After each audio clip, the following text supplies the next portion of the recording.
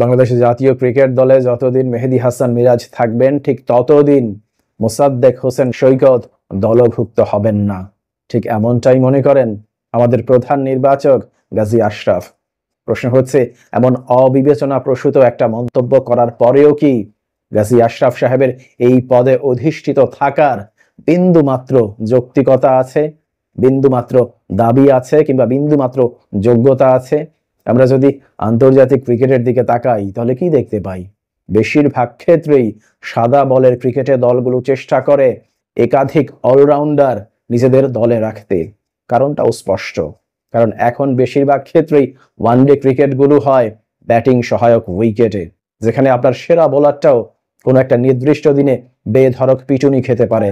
যদি তাই হয়, সেই ক্ষেত্রে দলে যদি একাধিক অলরাউন্ডার থাকে তাহলে সেই অলরাউন্ডার অধিনায়কের জন্য বড় ধরনের ভরসার কেন্দ্রস্থল হিসেবে আবির্ভূত হতে পারে, যে কারণে প্রায় প্রত্যেকটা দলই চেষ্টা করে যত বেশি অলরাউন্ডার নিজেদের দলে রাখতে। এক্ষেত্রেই ব্যতিক্রম বাংলাদেশ। মেহেদী হাসান মিরাজ থাকার কারণে দলে মোসাদ্দেক সৈকতকে নেওয়া যাবে না। এর চাইতে হাস্যকর, এর চাইতে লজ্জাস্কর জিনিস, এর চাইতে লজ্জাস্কর সিদ্ধান্ত মনে হয় আর দ্বিতীয়টা হতে পারে না। অথচ সর্বশেষ ডিপিএলেই কিন্তু ব্যাটিং এবং বোলিং দুই ডিপার্টমেন্টেই রীতিমতো আলো ছড়িয়েছেন মোসাদ্দেক সৈকত। সর্বশেষ ডিপিএলে তিনি রাকিবুলের সঙ্গে সর্বোচ্চ সংখ্যক 30টি উইকেট শিকার করেছেন এবং ব্যাট হাতে 487 রান সংগ্রহ করেছেন এবং তার এমন অনবদ্য পারফরমেন্সের পুরস্কার হিসেবে টুর্নামেন্টের সেরা খেলোয়াড়ও নির্বাচিত হয়েছেন।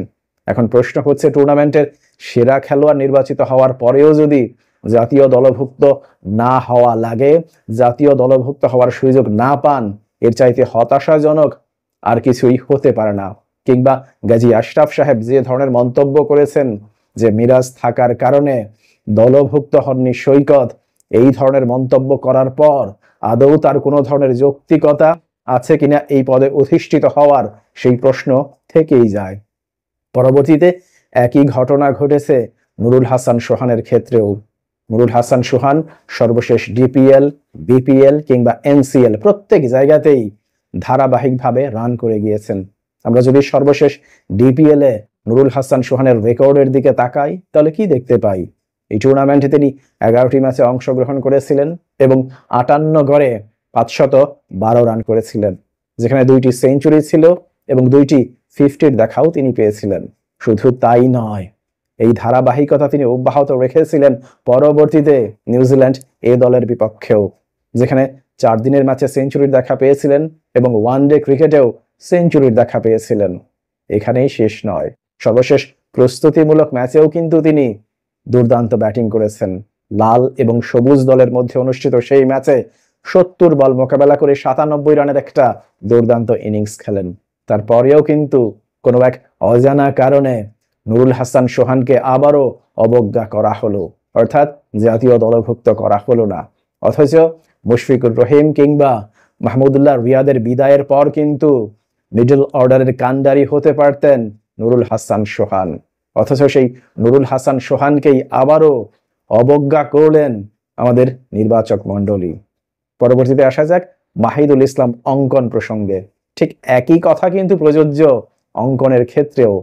ডিপিএল, বিপিএল কিংবা এনসিএল প্রত্যেকটা জায়গাতেই ধারাবাহিকভাবে রান করে গিয়েছেন অঙ্কন। এমনকি নিউজিল্যান্ড এ দলের বিপক্ষেও কিন্তু দুর্দান্ত ব্যাটিং করেছিলেন অঙ্কন। তারপরেও সোহানের মতো তাকেও আবারও অবজ্ঞা করলো বাংলাদেশের নির্বাচক মণ্ডলী। পরবর্তীতে আপনি যদি স্পিনারদের দিকে তাকান তাহলে এ কথা নিশ্চিতভাবেই বলা যাবে, সাকিব আল হাসানের পর সাদা বলের ক্রিকেটে বাংলাদেশের সেরা স্পিনার নাসুম আহমেদ। বিশেষ করে নাসুমের শেষ দিকে আক্রমণাত্মক ব্যাটিং করার যে সক্ষমতা, সেটার কারণেও কিন্তু সীমিত ওভারের ক্রিকেটে অনেকটা অটোমেটিক চয়েস হিসেবেই দলভুক্ত হতে পারতেন এই বাহাতি স্পিনার। কিন্তু এখানেও সবাইকে অবাক করে দিয়ে নাসুমকে উপেক্ষা করে দলভুক্ত করা হলো তানভীর ইসলাম। অথচ আপনি যদি সর্বশেষ ডিপিএল এর পারফরমেন্সকেও গুরুত্ব দিতেন তাহলেও কিন্তু তানভীরের জায়গায় খুব সহজেই রাকিবুলকে দলভুক্ত করতে পারতেন, কারণ সর্বশেষ ডিপিএলে মোসাদ্দেক হোসেন সৈকতের সঙ্গে যৌথভাবে সর্বোচ্চ উইকেট শিকারী বোলার ছিলেন রাকিবুল। তারপরেও রাকিবুলকেও দলভুক্ত করা হলো না, কিংবা সাকিব আল হাসানের অনুপস্থিতিতে যিনি বাংলাদেশের সেরা বাঁহাতি স্পিনার সীমিত ওভারের ক্রিকেটে সেই নাসুমকেও উপেক্ষা করা হলো, কিন্তু দলভুক্ত করা হলো তানভীর ইসলামকে। বাংলাদেশের নির্বাচক মণ্ডলীর সিদ্ধান্ত নিয়ে আসলেই কোনো মন্তব্য করাটা মুশকিল। তারা আসলে ঠিক কি বুঝে দল নির্বাচন করেন তারাই ভালো জানেন। এরপর যদি আপনি এনামুল হক বিজয়ের দিকে তাকান তাহলে কি দেখতে পান? সর্বশেষ ডিপিএল এ 14 ম্যাচে অংশগ্রহণ করে 4টি সেঞ্চুরি সহ 874 রান করেছেন। সেই এনামুলকেও কিন্তু ওয়ানডে দলে রাখা হয়নি।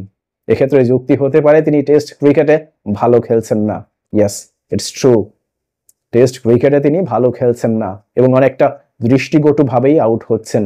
কিন্তু ভাই, তিনি তো সর্বশেষ ওয়ানডে ভার্সনের যে ডিপিএল ছিল সেখানে দুর্দান্ত ব্যাটিং করেছেন।